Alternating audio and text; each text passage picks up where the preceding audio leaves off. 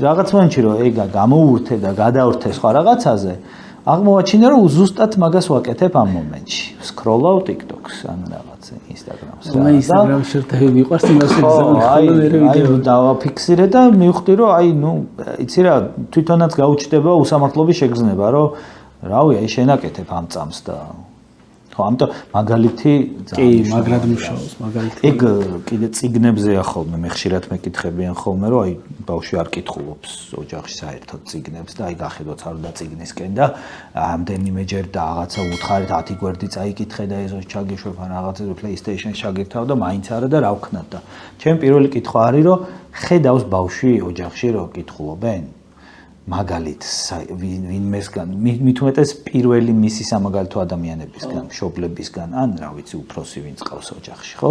ხედავ თქვენ ჩვენც ძალიან ხშირად არის პასუხი რომ აიო, ეხლა ვერ ვახერხებთ სამსახური და აღლილობა, რაც აბსოლუტურად მესმის ეხლა სოციალური პრობლემებისგან გამომდინარე, ადამიანი ვერ მოსთხოვ რა მართლა დილიდან საღამომდე ადამიანი მე სახში მიდი და ბალზაკი წაიკითხე, ანუ არა აქვს მაგის თავი, მაგრამ როგორც მინიმუმ ბავშვისთვის საჩვენებლად ეგ არის აი როგორი აი რა ვიცი ბავშვისთვის კითხვის შეყვარებაში 70%-ია მე ვიტყოდი რომ მან დაინახოს რომ ესეთი ჩვევა არსებობს კითხვის რომ აი მის ოჯახში გარშემო მის გარემოცვაში ადამიანების ხედან და კითხულობენ და გაუჩნდება მუღამი რაღაც მომენტში რა შენ ახერხებ კი, ვახერხებ მეც და ანიც ჩემზე მეც კითხულობს.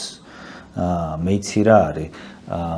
ჩემი საქმეც რო უკავშირდება წიგნებს. გიწევს. ხანდახან ცოტა ყელში მაქვს ხოლმე, იმიტომ რომ სამსახურში წიგნებს კითხულობ და სახში ვისხლი, მაგრამ თუნდაც რაღაც მაგას აი სამსახურია ეს სამსახურში რო წიგნის კითხვა გიწევს. მე სამწუხაროდ ვერ ვახერხებ წიგნის აღარ მაქვს ხოლმე მაგის არც თავი არც ნერვი და ცუდი მაგალითი ვარ მაგამ ბავშვი. ხო, არა, ეგ არის ძალიან ადამიანური და ძალიან ბუნებრივი რა, ანუ ცოტა ფუფუნებაა, რომ შენ შეგეძლო საღამოს ჩაუჯდე წიგნს.